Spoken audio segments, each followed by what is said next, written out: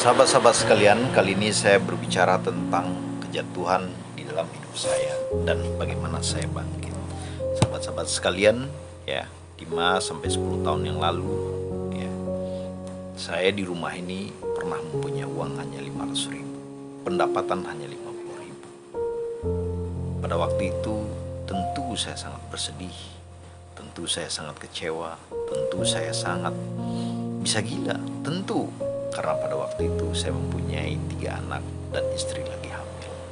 Sahabat-sahabat sekalian, apakah pada waktu itu saya harus minta tolong kepada saudara-saudara saya? Tentu jawaban saya tidak. Apakah saya juga harus menangis, meratapi nasib saya terus? Tentu tidak. Apakah saya harus mengurung diri terus? Tentu tidak. Di dalam proses pencarian, ya, kenapa saya jatuh dan kenapa saya selalu memilih usaha dan saya gagal. Saya dipertemukan oleh kakak saya, Bos Riko, dengan sebuah ilmu yang dinamakan dengan pemberdayaan diri. Sahabat-sahabat sekalian, dari situlah saya belajar secara mendalam bagaimana, ya, cara berpikir itu bisa merubah cara berpikir itu bisa merubah seseorang.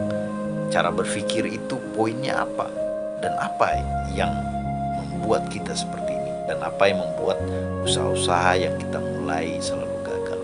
Dalam perenungan 1-2 tahun di mana saya sangat menderita soal finansial, ya, karena sebelumnya, ya, saya bisa memperoleh uang 10 tahun sebelumnya lagi dari saat saya jatuh itu.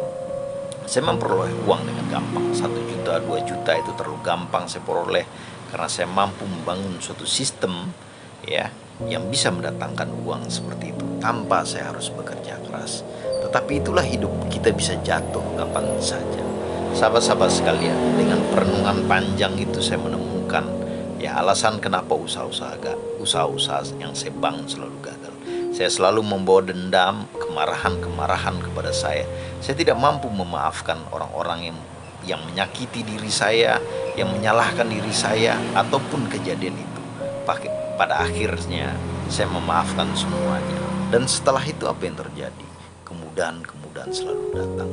Dan kemudian saya pun menerima keadaan itu. Dan apapun yang terjadi, dan apa yang terjadi, saya mampu bangkit kembali. Dan sahabat-sahabat sekalian, lepaskanlah semua dendam Anda, karena dendam itulah, kemarahan Anda lah yang membawa kesialan dalam